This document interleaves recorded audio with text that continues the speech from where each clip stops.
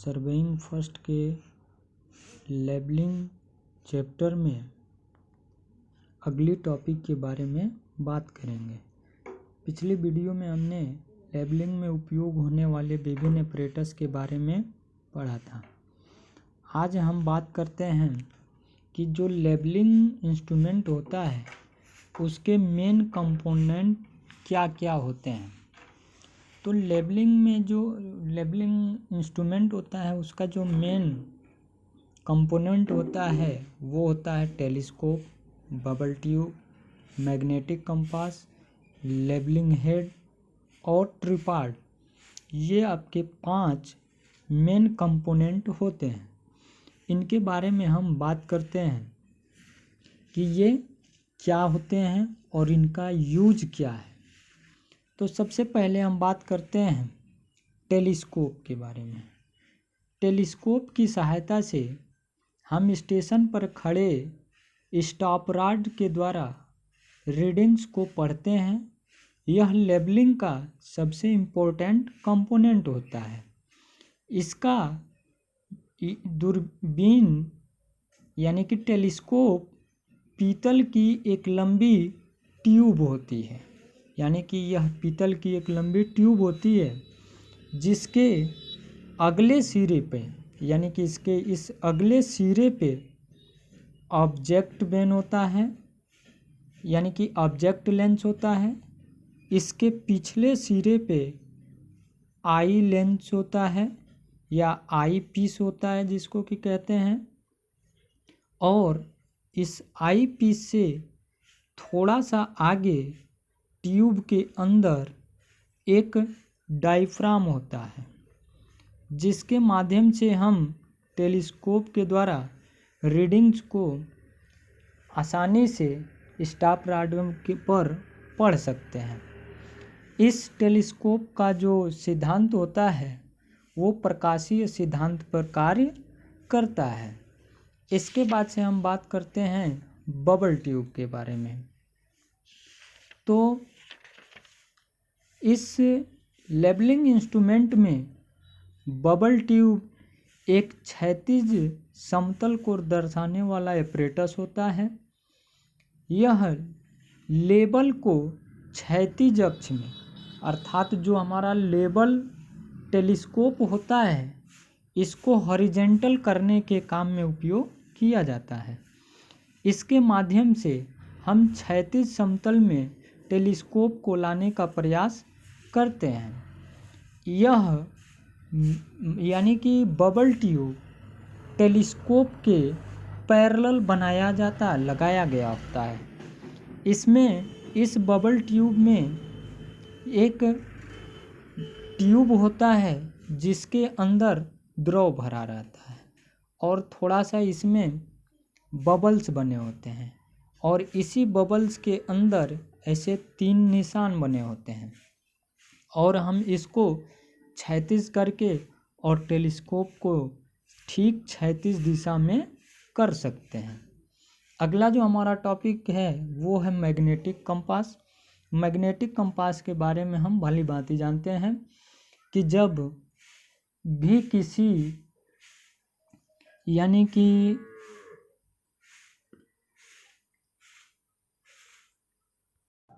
भी किसी surveying line का बियरिंग ज्ञात करना होता है तो मैग्नेटिक कंपास का उपयोग किया जाता है। आधुनिक लेबलिंग में भी यह लगाया जाता है, परंतु इसमें थोड़ा सा फ़र्क ये होता है कि इसको जब आवश्यकता होती है तो लेबल के साथ कसा जा सकता है, और जब आवश्यकता नहीं होती है तो इसको हटाया जा सकता है। इसका मुख्य काम हमारा सर्वेक्षण लाइन का बियरिंग ज्ञात करना होता है। उसके बाद से जो अगला हमारा apparatus है वो है लेबलिंग हेड। तो लेबल दूरबीन की तली पर लेबलिंग हेड लगाया जाता है, और इसको यानी कि हमारे बबल ट्यूब के बुलबुले को ठीक मध्य में लाने के काम आता है। यह 3 पादों वाला एक दूसरे के समांतर प्लेटों पे बने होते हैं। ऊपरी प्लेट को त्रिशाखी यानी कि ट्री ब्रांच तथा निचली को ट्रीवेट के नाम से जानते हैं। इसके माध्यम से हम लेबल के टेलीस्कोप को क्षैतिज में लाने का काम करते हैं। उसके बाद से जो अगला हमारा कंपोनेंट है वो है ट्रिपॉड। तो ट्रिपॉड का काम मेन ये होता है कि लेबलिंग को सही प्रकार से कुछ ऊंचाई पर रख करके लेबलिंग कार्य करने के लिए इसके लिए एक 3 पैरों वाला स्टैंड लगाया जाता है, जिसके ऊपर हम क्या करते हैं, लेबल को स्थापित करते हैं। तो इसी को हम लेबल ट्रिपॉड के नाम से जानते हैं। यह लकड़ी अथवा आजकल स्टील के भी बनाए जा रहे हैं। इसके बाद से हम बात करेंगे कि लेबलिंग में उपयोग होने वाले कॉमन टर्म्स क्या क्या होते हैं, जैसे कि स्टेशन। तो जिस बिंदु पर लेबलिंग स्टाफ को रख करके रीडिंग्स को पढ़ा जाता है उसे हम स्टेशन कहते हैं।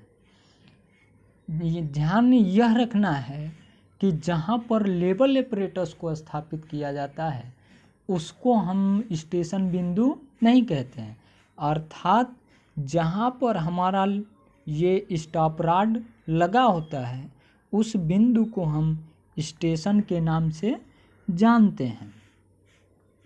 इसके बाद से जो हमारा अगला टर्म है वो है axis of the bubble tube. तो एक्सिस यानी कि पार्सल अक्ष एक काल्पनिक रेखा है जो पार्सल की नलिका यानी कि हमारा जो टेलीस्कोप है इसकी नलिका के वक्रता के उच्चतम बिंदु पर स्पर्शज्या होती है। इसको हम बुलबुला रेखा के नाम से भी जानते हैं। जब बुलबुला ठीक मध्य में होता है तो बबल ट्यूब एकदम क्षैतिज में होता है। इसके बाद से हम बात करेंगे एक्सिस ऑफ द टेलीस्कोप यानी कि दूरबीन का अक्ष। हमारा तीसरा टॉपिक है एक्सिस ऑफ द टेलीस्कोप, दूरबीन का अक्ष। यानी कि हमारे टेलीस्कोप के आईपीस के मध्य यानी कि केंद्र बिंदु, ऑब्जेक्ट लेंस के मध्य बिंदु को मिलाने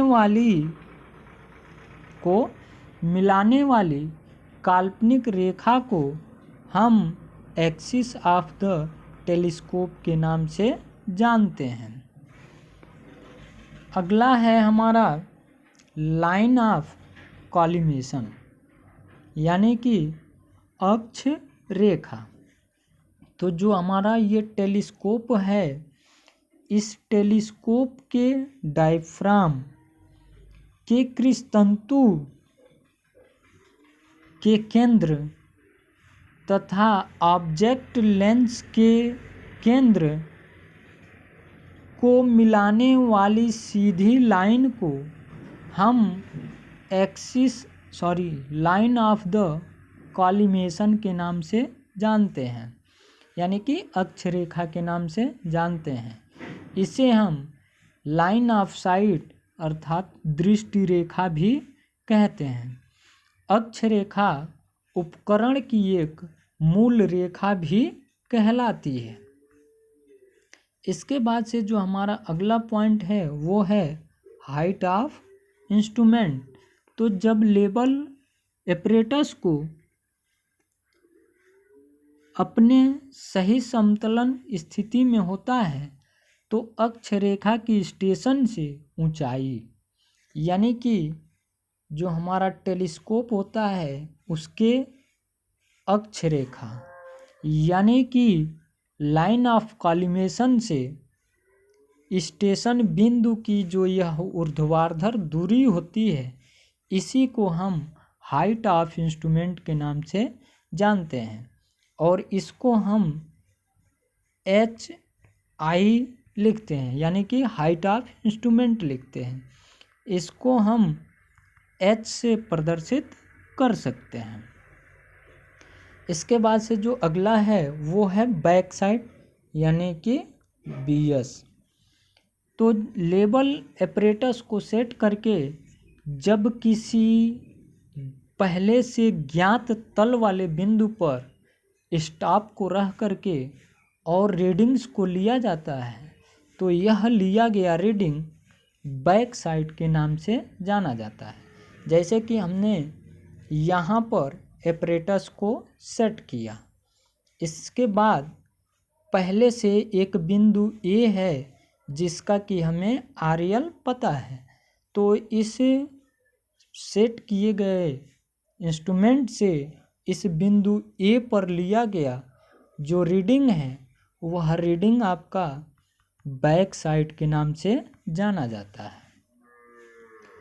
यह रीडिंग हमेशा पॉजिटिव लिया जाता है और बैक साइड यह बिंदु तल बिंदु अथवा चेंजिंग पॉइंट के नाम से भी जाना जाता है। अर्थात बैक साइड बेंचमार्क अथवा चेंजिंग पॉइंट के नाम से भी जाना जाता है।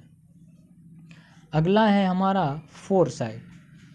तो जब हम लेबलिंग इंस्ट्रूमेंट को सेट करके और कार्य की दिशा में किसी स्टेशन पर स्टॉप रॉड को रख करके और जो रीडिंग्स लेते हैं उस रीडिंग्स को हम फोर साइड के नाम से जानते हैं। यह रीडिंग उस लेबलिंग के लिए अंतिम रीडिंग होती है और यह रीडिंग निगेटिव होती है, यानी कि ये इसका मान निगेटिव लिया जाता है। इसके बाद से है इंटर साइड यानी कि IS। तो जब हम लेबल उपकरण की किसी एक सेटिंग से बैक साइड तथा फोर साइड के मध्य यानी कि इसके बीच में जितनी भी रीडिंग्स को लेते हैं वो सारे रीडिंग्स बैक साइड के नाम से जानी जाती है। इसके बाद से हमारा जो अगला पॉइंट है वो है चेंजिंग पॉइंट और टर्निंग पॉइंट यानी कि परिवर्तन बिंदु। तो एक ऐसा स्टेशन बिंदु जिस पर दो दृष्टि यानी कि अग्र दृष्टि और पश्च यानी कि फोर साइड और बैक साइड दोनों रीडिंग्स लिए जाते हैं, उस बिंदु को हम चेंजिंग पॉइंट के नाम से जानते हैं। अगला हमारा टॉपिक है एडजस्टमेंट ऑफ लेबल, यानी कि जब भी हमें रीडिंग्स को लेना होता है यानी कि किसी बिंदु की ऊंचता या नीचता ज्ञात करना होता है तो हमें लेबल को सेटिंग अप करना पड़ता है, यानी कि क्षेत्र में लेबल को स्थापित करना पड़ता है। तो स्थापना से पहले के बाद यानी कि रीडिंग्स लेने से पहले उसमें कुछ एडजस्टमेंट किए जाते हैं। वो एडजस्टमेंट आपके दो टाइप के होते हैं। पहला आपका टेम्पोररी एडजस्टमेंट और दूसरा आपका परमानेंट एडजस्टमेंट। परमानेंट एडजस्टमेंट हम जानते हैं कि जब उसके किसी पार्ट्स के इंटरनल भाग में कोई कमी आ जाती है तब उसको लैब में खोल करके और उसके पार्ट्स का सुधार किया जाता है। तो इस प्रकार के एडजस्टमेंट को हम परमानेंट एडजस्टमेंट के नाम से जानते हैं, जो कि लेबलिंग करते वक्त संभव नहीं होता है, यह हमारे लैब में ही किया जाता है।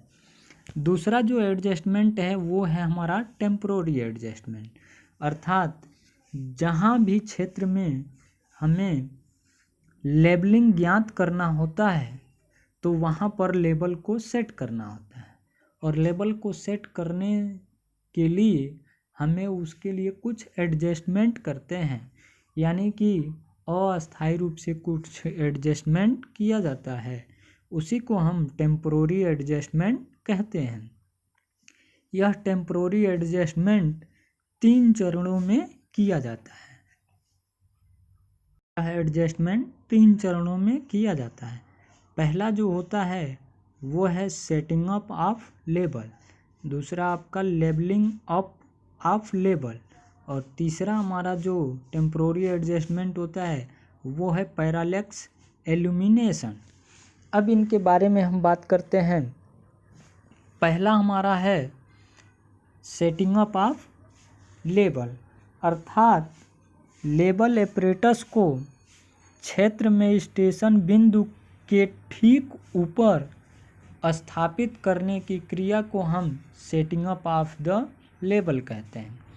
अर्थात ट्रिपॉड को जमीन पर फैलाने के पश्चात उसके ऊपर लेबलिंग इंस्ट्रूमेंट को कसकर ठीक स्टेशन बिंदु के जस्ट ऊपर लाने की क्रिया को हम सेटिंग अप ऑफ लेबल के नाम से जानते हैं।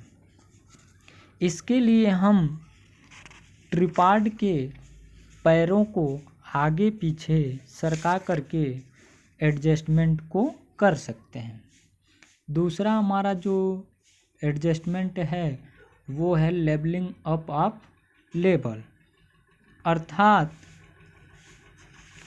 लेबल के टेलीस्कोप को ठीक क्षैतिज बबल ट्यूब के अक्ष में लाने की क्रिया को हम लेबलिंग ऑफ द लेबल के नाम से जानते हैं, और यह प्रक्रिया स्लो मोशन स्क्रू के माध्यम से किया जाता है। अर्थात टेलीस्कोप के नीचे लगे स्लो मोशन स्क्रू को, यानी कि जो 3 स्लो मोशन स्क्रू लगे होते हैं उनमें से टेलीस्कोप के एक्सिस को किन्हीं 2 स्लो मोशन स्क्रू के पैरेलल करके और हम उसको बबल ट्यूब को ठीक क्षैतिज में लाते हैं। पुनः जब क्षैतिज में आ जाता है तो उसे घुमा करके दूसरे स्लो मोशन स्क्रू के पैरेलल लाते हैं और उसको खोल या कस करके पुनः उसको हम क्षैतिज में कर लेते हैं। तीसरा जो हमारा एडजस्टमेंट है वो है पैरालेक्स इल्यूमिनेशन, अर्थात लंबन का निराश, अर्थात टेलीस्कोप के आईपीस, डायफ्राम, ऑब्जेक्ट लेंस के माध्यम से होते हुए स्टॉप रॉड के रीडिंग्स को पढ़ने के लिए एक काल्पनिक रेखा भेजी जाती है। तो इस क्रिया को हम इल्यूमिनेशन ऑफ पैरालेक्स के नाम से जानते हैं। और जब ठीक सीधी यह लाइन हो जाए तो रीडिंग्स को आसानी से हम पढ़ सकते हैं। इसके बाद से है कि लेबलिंग में क्या क्या प्रिकॉशन किए जाने चाहिए, यानी कि लेबलिंग कार्य को करते वक्त किन किन चीज़ों का ध्यान रखना चाहिए। पहला जो हमारा है वो है उपकरणों की जांच, यानी कि लेबलिंग कार्य को करने से पहले सभी ऑपरेटर्स की जांच कर लेनी चाहिए कि उसमें कोई त्रुटि तो नहीं है, और सारे ऑपरेटर्स हो जाने चाहिए सही, तभी हमें लेबलिंग कार्य को करना चाहिए। फिर है दूसरा जो पॉइंट है वो है दृष्टि दूरी, यानी कि टेलीस्कोप की क्षमता को देखते हुए ही, यानी कि साइटिंग डिस्टेंस को 100 मीटर से अधिक नहीं लिया जाना चाहिए, यानी कि किसी भी परिस्थिति में साइटिंग डिस्टेंस को, यानी कि लेबल इंस्ट्रूमेंट से स्टॉप रॉड के मध्य की दूरी 100 मीटर से अधिक नहीं रखना चाहिए। उसके बाद से तीसरा जो हमारा टॉपिक है वो है बैक एंड फोर साइटिंग। जहाँ तक संभव हो बैक साइटिंग और फोर साइटिंग की दूरियां समान रखनी चाहिए। इससे जो वक्रता का दोष होता है वो स्वतः ही निरस्त हो जाता है। उसके बाद से है तलेक्षण गज, यानी कि लेबलिंग स्टॉप को ठीक ऊर्ध्वाधर पकड़ना चाहिए ताकि रीडिंग्स में कोई दिक्कत ना आए। अगला हमारा जो टॉपिक है वो है बबल ट्यूब। तो स्टॉप रॉड की रीडिंग करने से पहले बबल ट्यूब ठीक मध्य में होना चाहिए। अगला जो टॉपिक है वो है कार्य की जांच, यानी कि जब तलेक्षण कार्य की पुनः जांच करनी आवश्यक हो तो यह कार्य किसी अन्य लेबलिंग यानी कि सर्वेयर के द्वारा अन्य दिन ही किया जाना चाहिए। अगला जो टॉपिक है वो है अनुकूल मौसम, यानी कि लेबलिंग का कार्य अधिक वर्षा, आंधी आदि के दिनों में नहीं करना चाहिए। अधिक तेज धूप में भी लेबलिंग कार्य संभवतः नहीं करना चाहिए। अगर आवश्यक हो तो छाता लगा करके करना चाहिए। अगला हमारा टॉपिक है कि तलेक्षण द्वारा दो बिंदुओं के तल अंतर ज्ञात करना, यानी कि लेबलिंग के माध्यम से दो बिंदु एक दूसरे से कितने ऊंच या नीच है इनका पता लगाना। तो ये हम दो तरीके से पता लगा सकते हैं। पहला हमारा कि जब दोनों स्टेशन बिंदु लेबल यानी कि लेबल इंस्ट्रूमेंट को एक जगह हम स्थापित करें और यहाँ से दोनों स्टेशन बिंदु दिखाई दें। दूसरा, यानी कि जब स्टेशन बिंदु अधिक दूरी पर हों और लेबल के एक स्थापना से यानी कि एक जगह सेटिंग से उनके रीडिंग्स को हम आसानी से न ले सके, अर्थात इनके लिए लेबलिंग इंस्ट्रूमेंट को कई जगह सेटिंग अप करना पड़े, तो तब हम उनके बीच के डिफरेंस को कैसे पता करेंगे। तो हम पहले वाले की बात करते हैं कि जब दोनों बिंदु लेबल की एक स्थापना से स्पष्ट दिखाई दे तो क्या करेंगे। सबसे पहले लेबल को किसी ऐसे बिंदु पर स्थापित करेंगे जहां पर कि से दोनों बिंदु स्पष्ट रूप से दिखाई दे। अब इस लेबल इंस्ट्रूमेंट को स्थापित करने के बाद इसकी टेम्पोररी एडजस्टमेंट करेंगे, अर्थात इसका setting up of label, labelling up of label और लास्ट में इसका पैरालेक्स इल्यूमिनेशन करेंगे। उसके पश्चात मान लेते हैं कि ये स्टेशन ए है, ये स्टेशन बी है, तो इस लेबलिंग इंस्ट्रूमेंट के स्थापित करने के पश्चात यहाँ से हम एक दृष्टि रेखा भेजेंगे ऐसे जगह जहाँ का हमें पहले से रीडिंग्स यानी कि हाइट पता हो, यानी कि उसकी ऊंचता पता हो।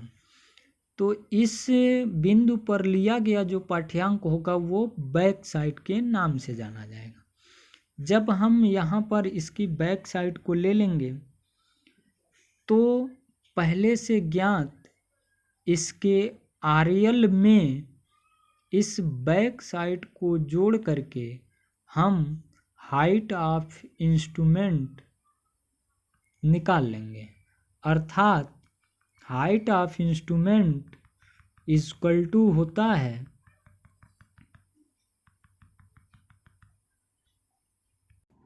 Height of instrument H I equal to होता है RL प्लस बैक साइड, अर्थात पहले से ज्ञात बिंदु का उच्चता प्लस लेबलिंग को सेटिंग अप करने के पश्चात पहला लिया गया रीडिंग्स। और जब हाइट ऑफ इंस्ट्रूमेंट निकल आता है, फिर हम इसी सेटिंग अप के माध्यम से अब अगली वाली बिंदु पर दृष्टि रेखा डालते हैं और यहाँ से हम फोरसाइट को ले लेते हैं। और इसकी ऊंचता निकालने के लिए हम हाइट ऑफ इंस्ट्रूमेंट में से उसके रीडिंग्स को घटा करके और उस बिंदु का तल अंतर को ज्ञात कर सकते हैं। इस तरह से जब दोनों बिंदु एक दूसरे से दिखाई देते हैं, इस तरह से जब दोनों स्टेशन बिंदु लेबल के एक स्थापना से दिखाई देते हैं, तो उनके बीच लेबल डिफरेंस को हम निकाल सकते हैं। अर्थात लेबल difference is equal to height of instrument minus foresight करके, और उनके बीच का हम डिफरेंस आसानी से निकाल सकते हैं। दूसरा जो हमारा है वो है जब दोनों स्टेशन बिंदु इतने अधिक दूरी पर हों कि उनके मध्य एक बार लेबल को सेटिंग अप करने के पश्चात रीडिंग्स को आसानी से न लिया जा सके, तब हम कैसे करेंगे? तो यही काम करेंगे। अर्थात ये मान लेते हैं कि पहले से ज्ञात बिंदु A है, लेबल इंस्ट्रूमेंट को यहाँ स्थापित करेंगे, यहाँ बैक साइड लेंगे, पुनः अगले बिंदु पर रखेंगे और इसका फोरसाइट ले लेंगे। उसके पश्चात अगली भी रीडिंग्स जब नहीं दिखाई देगी तो इंस्ट्रूमेंट को उठाएंगे, आगे ले जाएंगे, लगाएंगे। यहाँ से फिर ये जो पहले से ज्ञात बिंदु B है, इस पर हम रीडिंग्स को लेंगे।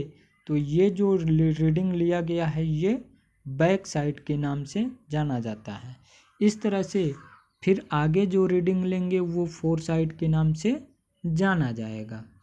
इस तरह से हम सारा कार्य आगे की तरफ करते जाएंगे और रीडिंग्स को नोट करते जाएंगे, और इसकी कैलकुलेशन हम आसानी से गणनाओं के द्वारा कर सकते हैं, जो कि अगली वीडियो में आप लोगों को बताया जाएगा कि इनके न्यूमेरिकल्स को कैसे सॉल्व किया जाएगा। अर्थात जब दो बिंदु अधिक दूरी पर हों और उनकी एक स्थापना से वे दिखाई न देते हो, तो उनके मध्य हम डिफरेंस को कैसे निकाल सकते हैं।